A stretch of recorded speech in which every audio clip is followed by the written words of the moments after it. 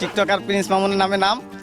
এটা হাস্যকর একটা নাম, গরুর মতোই। প্রিন্স মামুনকে দেখতে মানুষের ভিড়, কেউ কেউ তুলছেন সেলফিও। ঠিকই শুনছেন, ভাইরাল টিকটকার প্রিন্স মামুনের সাথে মিল রেখে রাখা হয়েছে এই গরুটির নাম।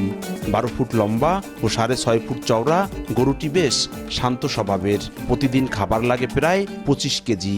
এলাকায় শুনছি যে বড় একটা গরু আছে হসপুর, এলিগে আমি রাজসপ্তাহ আইছি গরুটা দেখতে।